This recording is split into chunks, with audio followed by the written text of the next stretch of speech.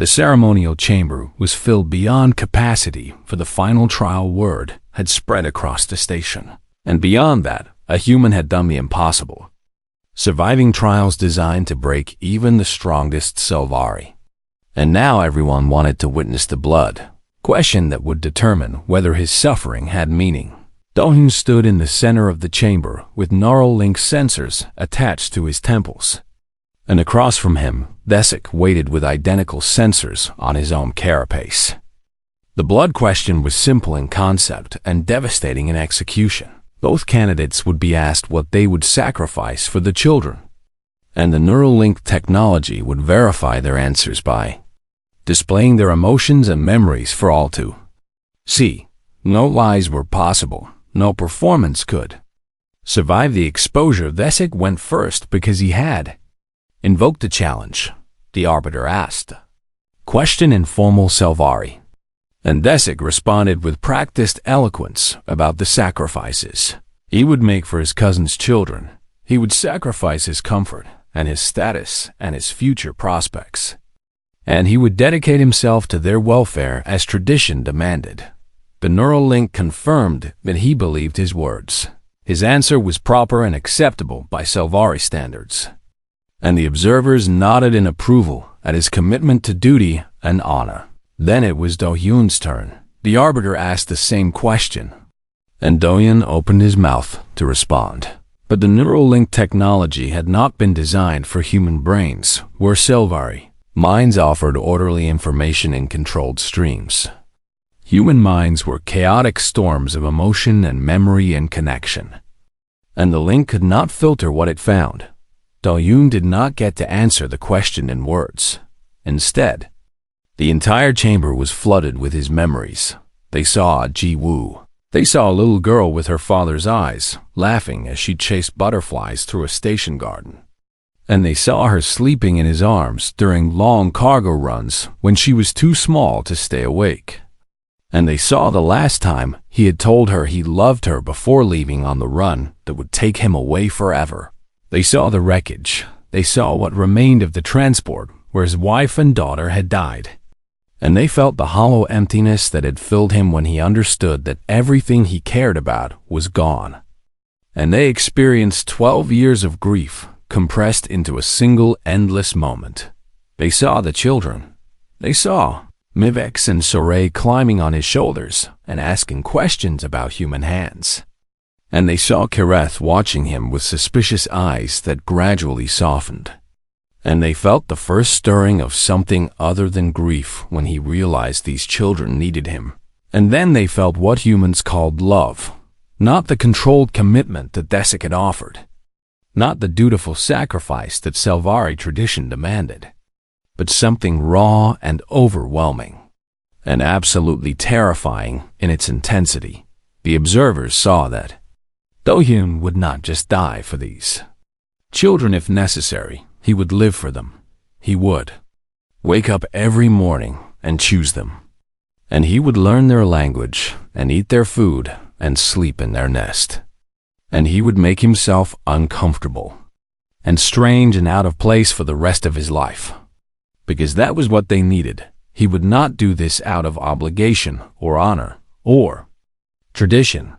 He would do it because somewhere in the past week, while failing to understand Sylvari customs and struggling through trials designed to destroy him, he had started to love 3 alien children as fiercely as he had once loved his own daughter. The neural link showed everything. It showed the fear that he was not good enough and the hope that he might be, and the desperate need to protect something precious after failing so catastrophically before, and the growing certainty that these children had become part of him, whether he had intended it or not. When the link finally released him, the ceremonial chamber was silent. Desik stood frozen with his carapace pale, because he had offered acceptable duty, and the human had offered something he could not even name. The arbiters conferred briefly, though the outcome was obvious. The blood question reveals truth beyond words, the chief arbiter announced. Desik of the third line has offered proper sacrifice according to tradition. But the human Do-hyun has revealed a depth of commitment we have never witnessed from any candidate. Sci-Fi or otherwise, the arbiter paused. The challenge is decided in favor of the human. Desik protested loudly about tradition and alien contamination and the sanctity of Sci-Fi family lines. But no one was listening anymore. Valith crossed the chamber and stood before Do-hyun with her carapace cycling through colors he had never seen. I felt what the link showed, she said quietly. I felt how much you love them already. Do-hyun could not find words to respond. Is it really possible? Valith asked, and her voice carried wonder rather than doubt. Can humans truly love so quickly and so completely? I do not know about all humans, Do-hyun managed. I only know about me. And I know that your children have become precious to me in ways I cannot explain. And I will spend the rest of my life proving that what the link showed was real. The twins broke free from Yuna, who had been watching them during the trial, and they rushed across the chamber to wrap themselves around Do-hyun's legs. You did it, Mivik said breathlessly. You actually did it. Mother says you can stay now, Saray added. Mother says you can be our human father if you want to. Do-hyun knelt down to embrace them properly, and his eyes burned with tears he had not shed in over a decade. I want to, he whispered. I want to very much. Kirith approached more slowly, and she stopped a few feet away with her arms crossed and her expression unreadable. My father was irreplaceable, she said firmly. I know, Do-hyun agreed. I would never try to replace him, but, Kirith continued, and her voice softened slightly. Maybe there is room for something else. Something different that does not try to be what he was, but fills the space he left behind in its own way. She uncrossed her arms. Maybe that would be acceptable. Do-hyun smiled through his tears. I would be honored to try. 1 month later, life had settled into something resembling routine. Do-hyun still could not smell the pheromones that Sci-Fi used for half their communication. And he still slept poorly in the communal nest. And he still made terrible mistakes when trying to speak the Sci-Fi language, but Mivix and Saray had started calling him their human father.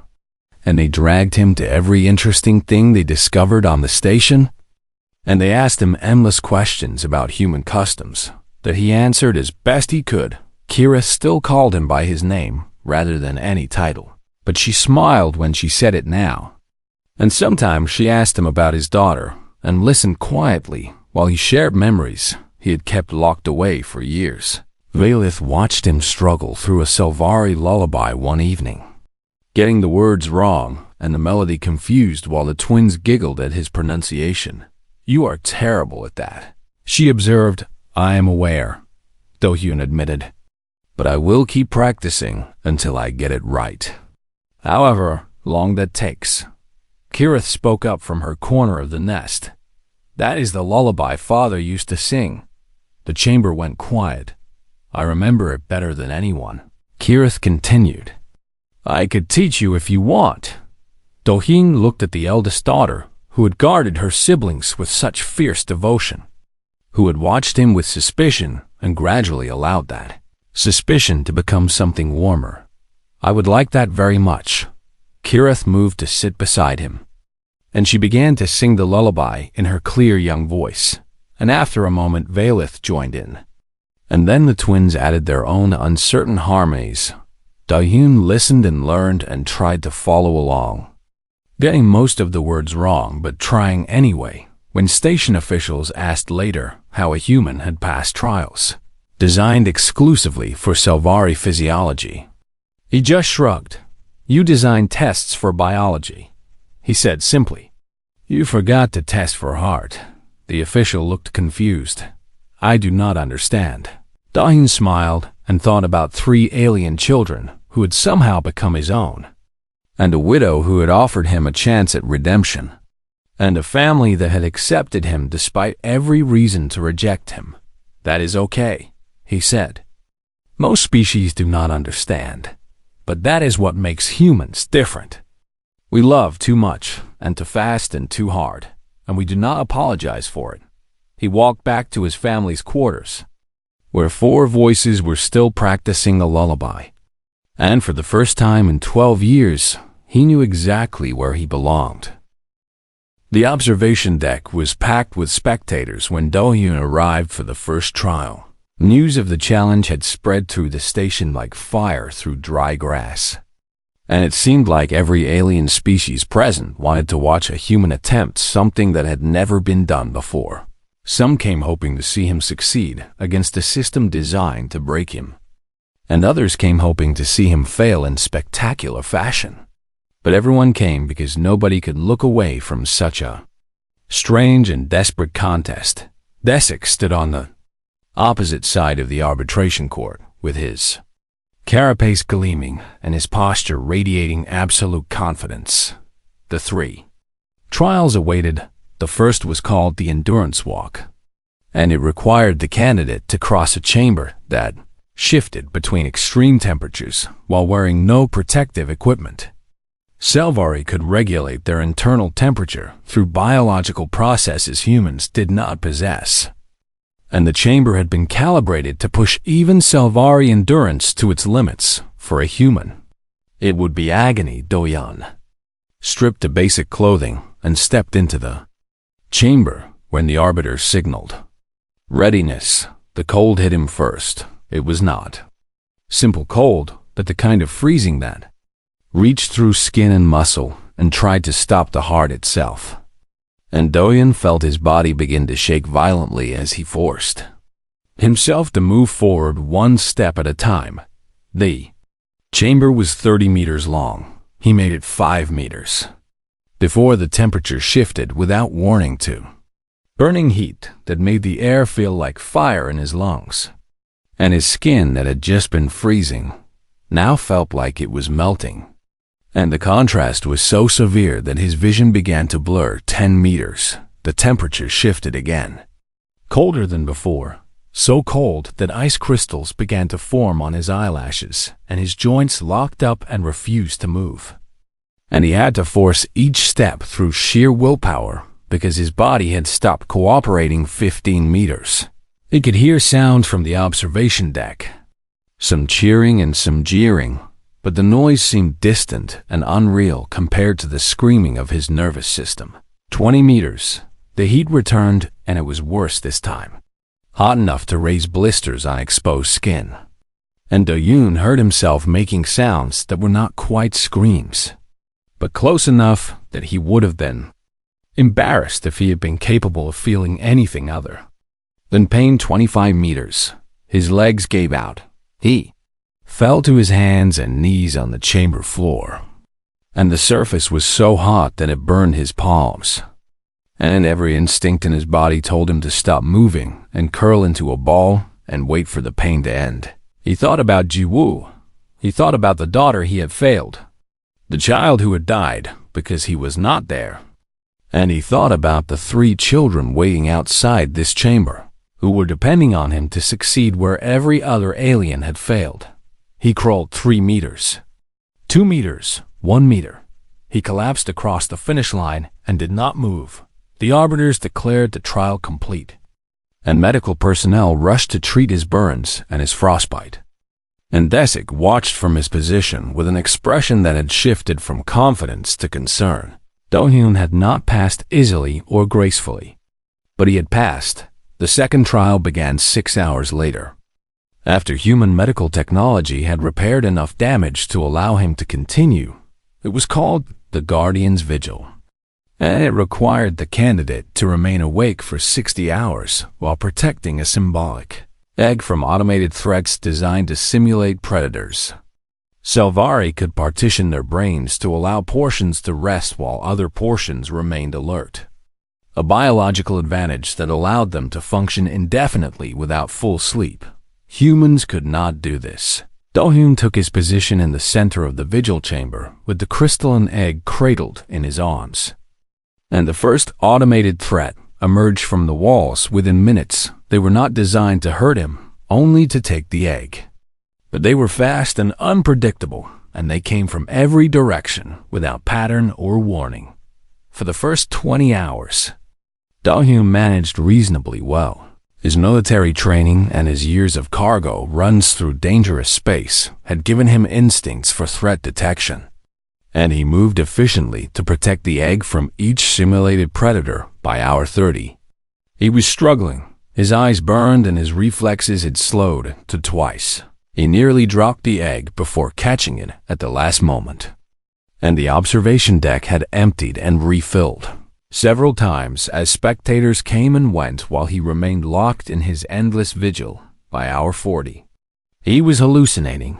He saw Ji-woo standing in the corner of the chamber, watching him with her mother's eyes. And he knew she was not real, but he talked to her anyway because the sound of his own voice kept him focused. "I could not save you," he whispered to the ghost of his daughter. "I was not there when you needed me. I have carried that weight every day since. But maybe I can do better this time." The hallucination did not respond, but somehow that made it easier by hour 50. His body began to shut down, his heart rate became irregular, and his temperature dropped, and his hands shook so badly that he could barely maintain his grip on the egg. And the medical monitors showed readings that made the observing physicians exchange worried glances. Desic requested that the trial be stopped.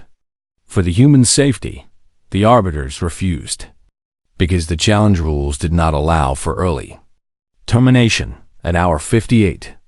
Do-hyun stopped seeing his daughter and started seeing the twins instead. Mivix and Saray stood before him with their soft young carapaces and their curious eyes.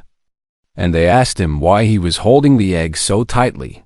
"Because it matters," he told them, though his voice was barely audible. "Because some things are worth suffering for, and you are worth suffering for, and I will not let go." He made it to 60 hours when the trial ended and the arbiters declared him successful.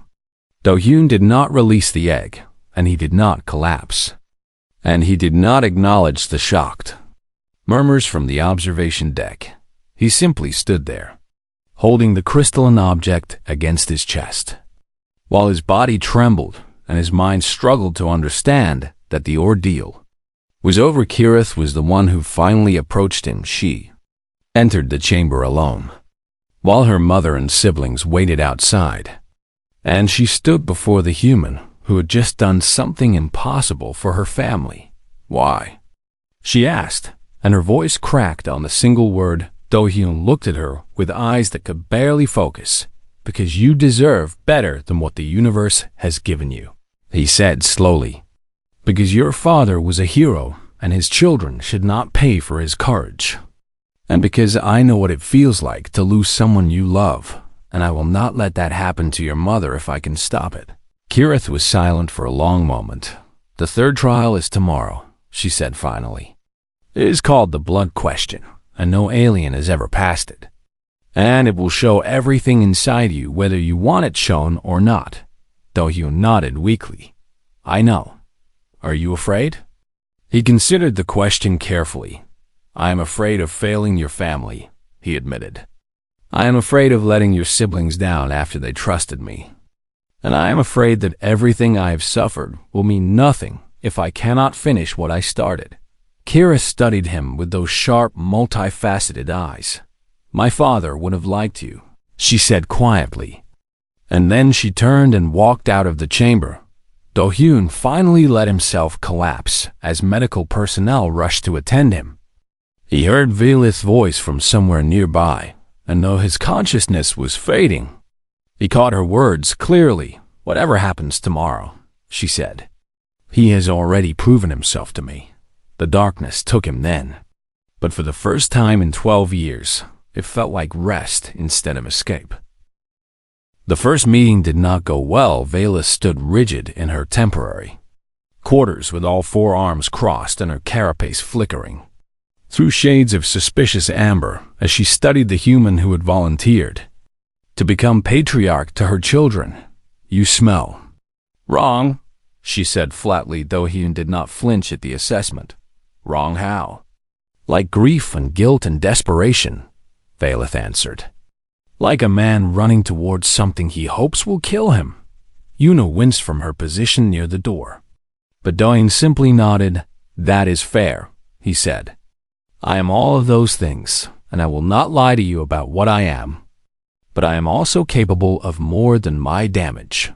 Valeth's carapace shifted slightly towards something less hostile. "Why do you want this?" "Because your husband did what I could not do," Do-Hyun said simply. "He was there when his family needed him, and he protected innocent people with his life. And now his children are being punished for his honor, while the cowards who betrayed him face no consequences." He looked past Valeth to where Kirith stood guard over her siblings. "Someone should stand up for them," he continued. "Someone should say that what their father did mattered, that his sacrifice was not wasted, that his children will be loved and protected the way he would have wanted." Kirith's multifaceted eyes narrowed.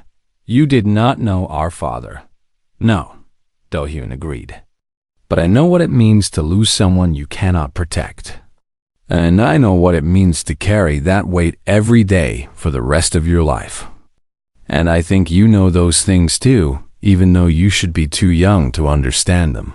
The eldest daughter stared at him for a long moment. And then she turned away without speaking. Valeth watched the exchange with an expression Yuna could not read. Selvari tradition requires a 7-day trial period before the bonding ceremony. She said finally, "You would live with us, learn our customs, prove your commitment, and at the end, I would decide whether to accept you. I understand.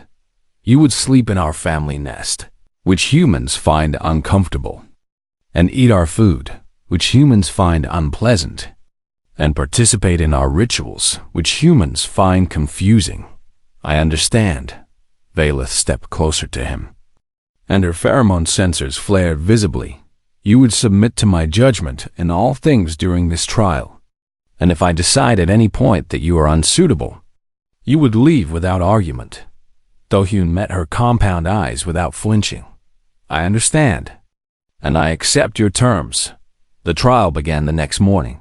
The Selvari family nest was exactly as uncomfortable as Valeth had promised. A woven structure of organic material that required all family members to sleep in close physical contact. And Do-Hyun spent the first night unable to rest while 3 alien children and their mother breathed around him in patterns he did not recognize. The food was worse. Selvari cuisine consisted mainly of fermented proteins that smelled like decay to human senses. And Do-Hyun forced himself to eat every meal without complaint, even though his stomach rebelled violently against the foreign substances on the 3rd day. The twins began to warm to him. Mivex was curious about human hands, fascinated by the way Do-Hyun's fingers moved without the additional joints that Selvari limbs possessed. And Saray wanted to know why humans only had 2 arms and how they managed to do anything useful with such limited appendages. Do-Hyun answered their questions patiently, and he let them climb on his shoulders and examine his ears and poke at the soft skin of his face that had no protective carapace. "Does it hurt when things touch you?" Saray asked with genuine concern. "Sometimes," Do-Hyun admitted. "But humans are tougher than we look. Our father said that about himself once," Mivex offered quietly. "He said Selvari warriors are tougher than they look too." Do-Hyun felt his heart clench. "Your father sounds like he was very brave." "He was the bravest," Saray confirmed, and her small voice carried absolute certainty. "He saved all those people even though he knew he would die. And Mother says that is what real heroes do." Kirith watched these interactions from a distance, and her hostility did not fade, but something complicated moved behind her eyes on the 5th day. Everything changed as Selvari male arrived at the family quarters unannounced. His carapace polished to mirror brightness, and his bearing radiating the particular arrogance of someone accustomed to authority. His name was the Sick, and he claimed to be a distant cousin of Veleth's late husband. "I have reconsidered my position," he announced without greeting. "I am willing to accept the patriarch role for the children of my fallen relative."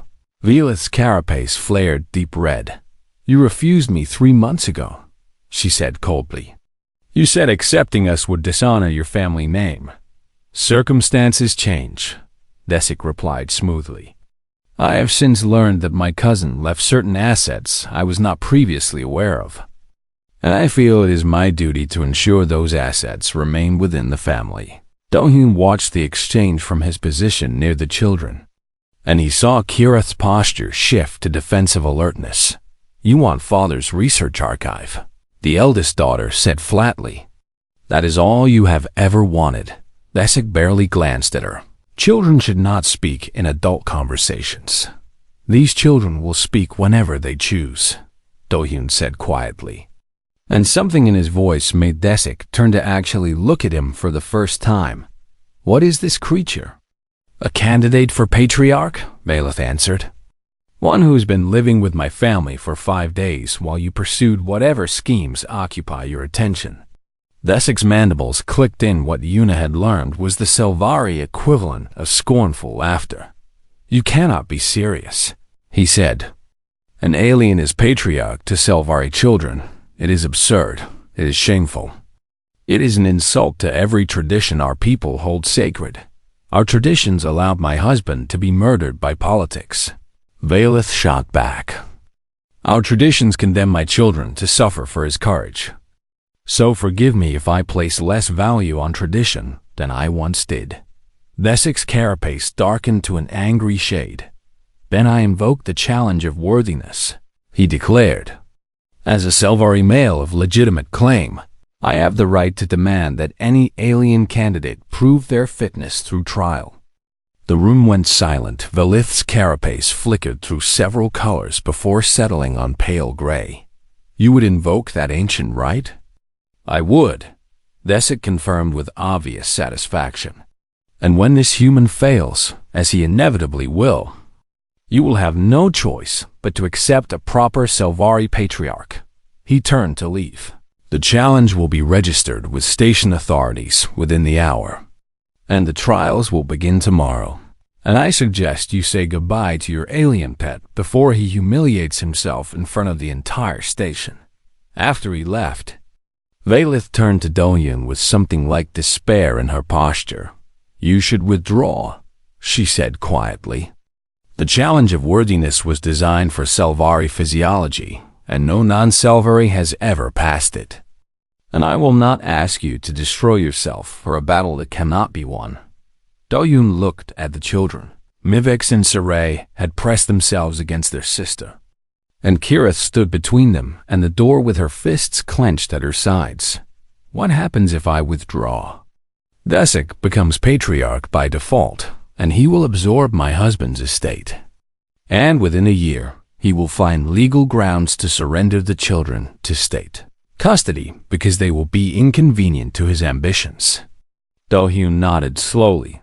Then I will not withdraw. Kirith stared at him. You will lose, she said. But her voice lacked the hostility it had carried before. The trials are impossible for humans. Maybe, Do-hyun agreed. But impossible is not the same as certain.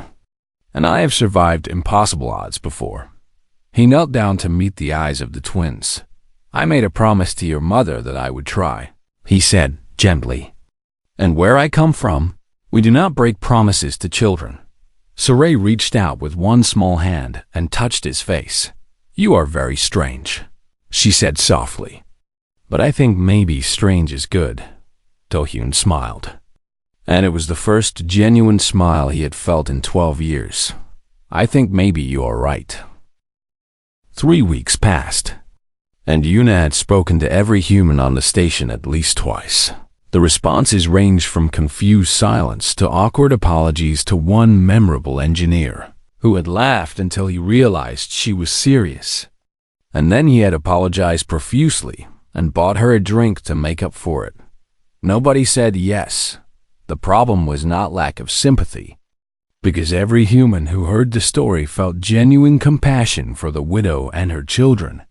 But the neural link requirement made even the most generous souls hesitate. You want me to let an alien computer program my brain to make me die for kids I have never met? One cargo handler had asked. And Yuna could not argue with his logic, even though his phrasing made her wince. She was running out of time and options when she walked into Cargo Bay 7 and found Do-hyun Park unloading supply crates by himself. She knew him only by reputation. A quiet captain who ran a small transport ship called the Steady Dawn and who made regular supply runs to refugee stations throughout the sector. And other humans described him as reliable but distant. A man who did his job well and kept to himself. He was in his early 40s, with gray starting to show at his temples. And there was something in his posture that Yuna recognized from her medical service days. The careful way he moved like someone who had learned to function around a wound that would never fully heal. She had not planned to approach him, because he seemed like the least likely candidate. A loner who avoided social contact and who had never shown interest in anyone else's problems. But he looked up as she entered the cargo bay, and something in his expression stopped her from walking past. "You are the liaison who has been asking about the Silvari widow," he said. And it was not a question. Yuna nodded slowly. Word travels fast on a station this size. Do-hyun set down the crate he had been carrying and straightened to face her. What happens to the children if nobody agrees? The directness of the question surprised her, because most people started with expressions of sympathy or explanations for why they could not help. But this man cut straight to the heart of the matter. "They become property of the Silvari state," Yuna answered. Matching his directness, they will be separated from their mother and from each other and trained for service positions, which is a polite way of saying they will be used as expendable labor for the rest of their lives. Do-hyun's expression did not change, but something flickered in his eyes. And the mother? Assigned to a labor pool, stripped of status, forbidden from contacting her children, essentially erased from society because she had the misfortune of marrying a man who chose honor over politics. Do-hyun was quiet for a long moment. "How old are the children?" "The eldest is 14 by human standards, and the twins are around 6, Yuna said. "Why do you ask?" Instead of answering, Do-hyun asked another question. What did the father do, exactly, that made them call him a traitor? Yuna felt her pulse quicken, because this was more engagement than she had received from anyone else. He was a military commander stationed on an outer colony when raiders attacked, she explained. His superiors had already negotiated a surrender, but the terms included handing over civilian populations to the raiders as tribute. And Commander Torrance refused to comply. He fought? He held a defensive position for 9 hours so that civilian transports could escape, Yuna said. He knew no reinforcements were coming because his own government had betrayed him, and he fought anyway. And he died making sure innocent people survived. Do-hyun closed his eyes briefly. He sounds like a good father. By all accounts he was. Yuna agreed. His daughter Kirith worshipped him. And now she has to watch her mother beg strangers to take his place because the government that got him killed also made sure no one would help his family. Do-hyun opened his eyes and looked directly at her. Tell me about the neural link. Yuna explained the procedure as Valith had described it. The minor surgery that created a verifiable bond. The way it would allow him to sense when the children were in danger. And the legal and neurological obligation it would create to protect them above himself. She expected him to recoil the way everyone else had. Instead, he simply nodded. I want to meet them. Yuna stared at him. You understand what this means? She asked. This is not adoption paperwork you can walk away from. This is a permanent modification to your brain that will compel you to die for these children if necessary. I understood you the first time. Why? Yuna demanded, because she needed to know before she brought this man anywhere near that desperate family. Why would you even consider this? Do-hyun was quiet for so long that Yuna thought he would not answer when he finally spoke. His voice was rough with something she recognized. I had a daughter once, he said. Her name was Jiwoo. And she was 7 years old when pirates hit our transport while I was running cargo between stations. And by the time I got back, there was nothing left but wreckage and an official report that expressed deep regret. Yuna felt her heart clench. I am sorry. My wife was with her. Do-hyun continued as if she had not spoken. They died together because I was not there to protect them. Because I was off doing my job while my family burned. And I have spent the last 12 years making supply runs to refugee stations because I cannot fix what happened, but I can at least do something useful with the time I have left. He met her eyes with an intensity that made her breath catch. That father died protecting innocent people because it was the right thing to do. And now his children are going to suffer because nobody stepped up to take his place. His voice cracked slightly. Someone should have done it for mine. Yuna stood in the cargo bay surrounded by supply crates and the hum of station machinery. And she looked at this quiet man who carried grief like a second skin. And she made a decision. I will arrange a meeting, she said. But I need to warn you, the widow can sense intention through pheromones. And she will know immediately if your motivation is anything other than genuine. Do-hyun almost smiled. Then she will know I am telling the truth. Our eldest daughter is hostile to the whole idea, Yuna added. She sees any potential patriarch as a replacement for her father and an insult to his memory. Good, Do-hyun said, and the response surprised her. She should be protective, and she should be suspicious. Because she's the only thing standing between her siblings and the people who want to hurt them. And I would not trust any man she accepted easily. Yuna studied him for a long moment. You might actually be what this family needs. I might be, Diane agreed. Or I might be a broken man looking for a way to fill a hole that can never be filled. And the widow will sense that too, and she will send me away. And I will understand why. He picked up the crate he had been carrying and moved it to its designated spot. But I have to try, he said without looking at her. Because I cannot look at those children and do nothing, not again. Not when I have the chance to do something this time.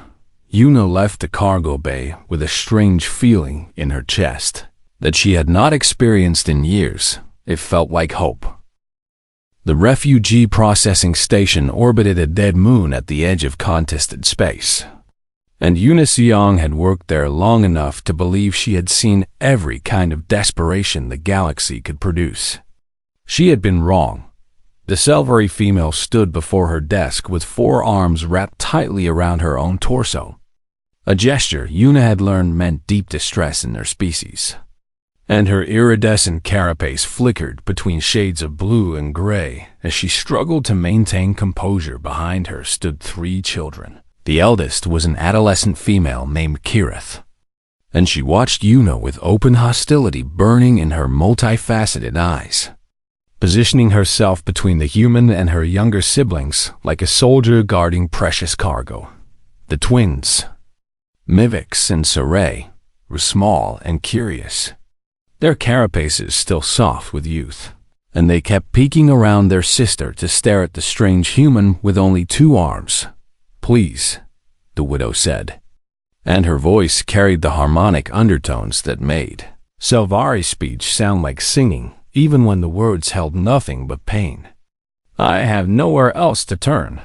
Yuna pulled up the case file on her terminal and felt her stomach tighten as she read the details. Vilith, widow of Commander Torrent, formerly of the Selvari 3rd Colonial Defense Force. Her husband had died 6 months ago during a raider attack on their outer colony, and he had held a defensive position for 9 hours so that civilian transports could escape.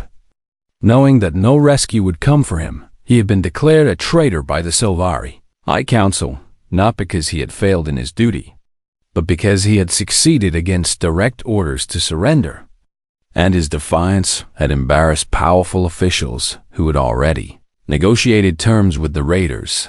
Now his widow and children bore the stain of his supposed dishonor, and no Selvari on this station or any other would acknowledge them as worthy of assistance. I understand your situation is difficult, Yuna said carefully, because she had learned that Salvari valued precise language.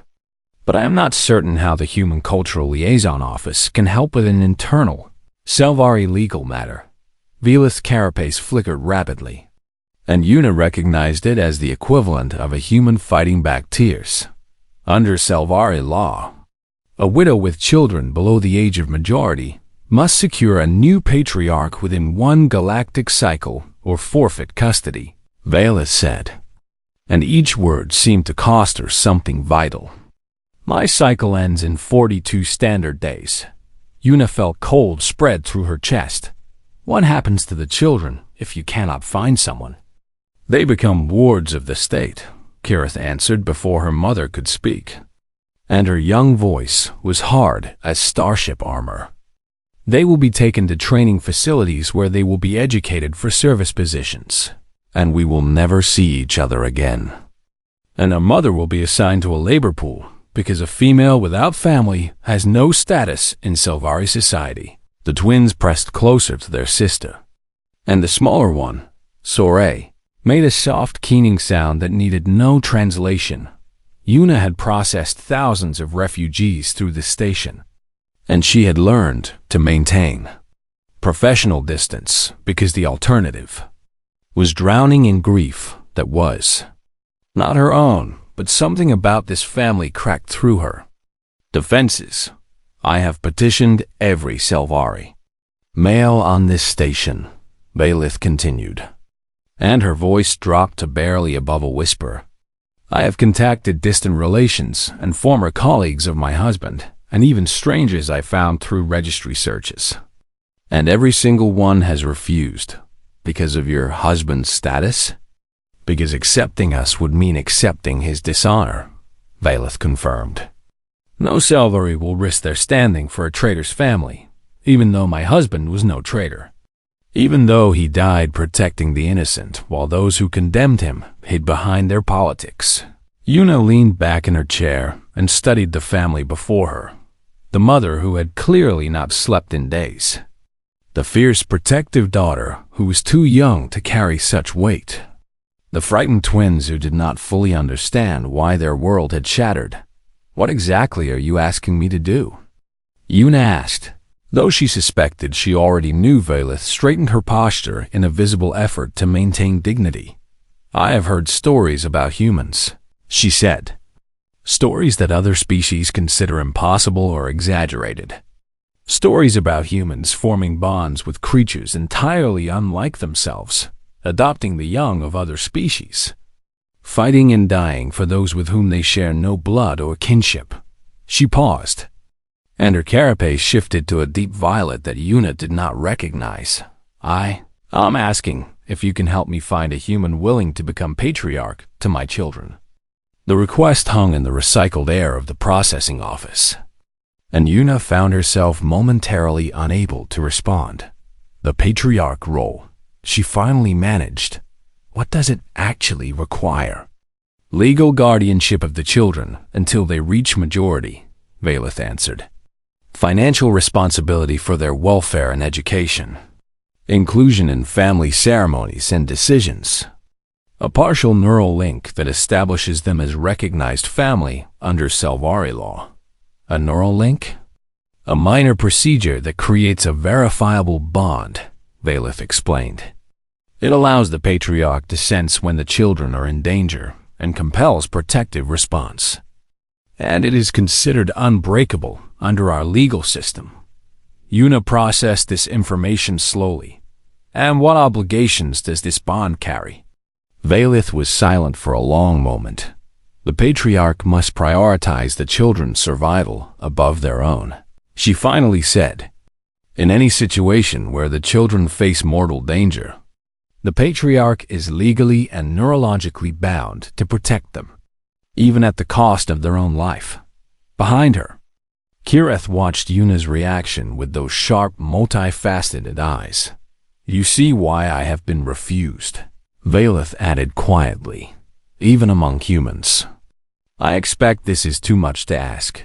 Una thought about her years in medical service before she had transferred to humanitarian work.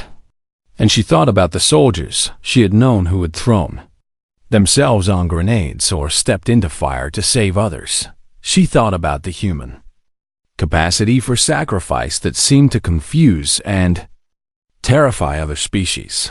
"I cannot promise anything," she said carefully, "but I can ask. And I can explain your situation to humans who might be willing to consider it." Vila's carapace flared bright gold for just a moment, and Una recognized hope, even through the alien features. "That is more than anyone else has offered. There is one thing I need to know first," Una said, and she looked past Valith to the three children who represented everything at stake. "If I find someone willing, how will you decide if they are suitable?" Valith turned to look at her children as well. "Salvary can sense intention through pheromone signatures," she said. "I will know if someone approaches us with impure motivation or temporary commitment, and I will reject them regardless of how desperate I become. Because my children deserve someone who will truly love them." She turned back to Una. "Can humans do that?" she asked.